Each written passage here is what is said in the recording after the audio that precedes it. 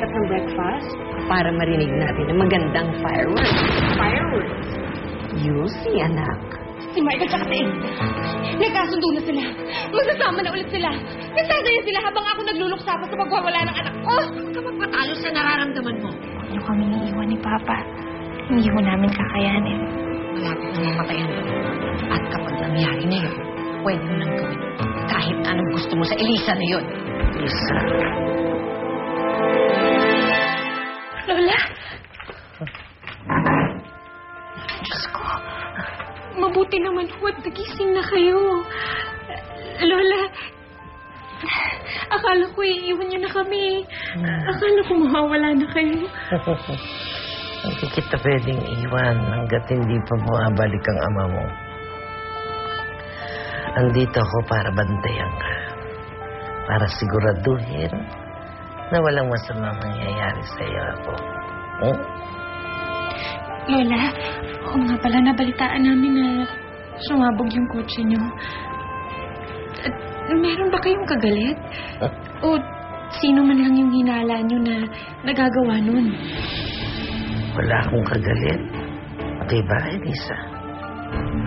Pero may idea ako kung sino gusto mo magpapatay sa akin. Sino po? Si Lorena. Ang magaling kong manugang. Alam ko, hindi naman ngayon lang to na pinagtangkaan ang buhay ko ng babae niyo. Halika na. May papakita ako sa'yo.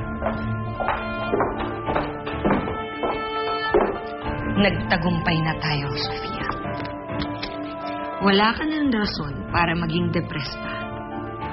Nakikita mo to? Ito ang dokumento na pinirmahan ng lola mo, ang kanyang last will and testament. Kung saan nakasulat dito ay, ikaw lang ang tigapagmana ng lahat ng mga ari-arian ng mga Montemayor. Sila may plano na to? Sigurado po ba kayo? Well, Loretta thinks she can fool me, but she cannot. Alam ko na ngayon na may inihalo siya doong gamot, kaya nahilo ko. Alam ko merong ginawa sa akin si Loretta. Habang ako'y parang wala sa sarili. Bakit wala kayong ginawa, Lola? Bakit hindi kayo nagsumbong sa mga polis? Dahil ayokong mahalata ni Loretta na nararamdaman ko na ang mga balak niyang masama sa akin.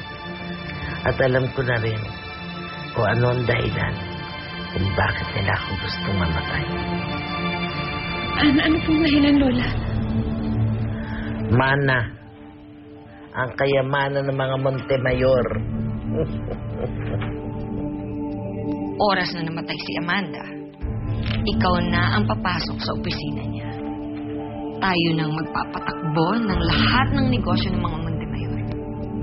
At kapag hawak na natin ang pera nila, pwede na natin pagawa kahit na anong gusto mo sa Elisa na yun. Gusto kong mangyari ang lahat ng sinabi mo, Ma. Gusto kong mawala na sa'yo. Don't worry, Sofia. Mangyayari lahat ng ito. Baka walang hiya nila. Mga wala silang kaluluwa. Doon sa ginawa nila sa akin, mapapatawad ko pa sila eh.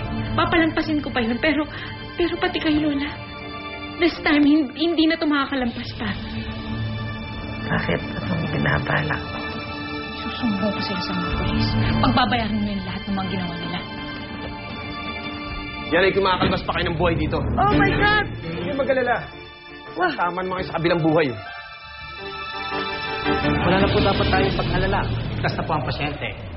Good thing that she is a fighter. That's right. Ngayon ako nakakita ng babae kasing tapang ni Amanda. O siya, mag-celebrate na kayo at meron pa akong pasyente. Oh, salamat, Doc, ha? Appreciate No problem. I'm just doing my job. Okay, okay. Michael, are you alright? Di ba na naging doktor, okay na si Amanda? Si Elisa ko kasi, sabi niya, susunod siya agad. Iho, mag-relax ng konti. Hindi man basta-basta mawawala si Elisa. Gusto ko pa rin siyang i-check, Lo. Sige, mauna na ako kayo. Okay, sige. Kawan! Kilala kita.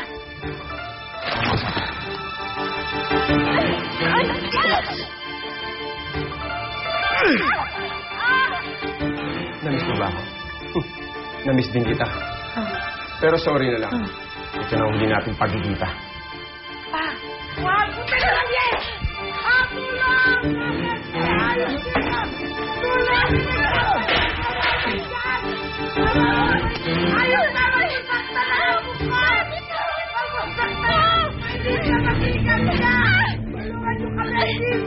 Oh my God!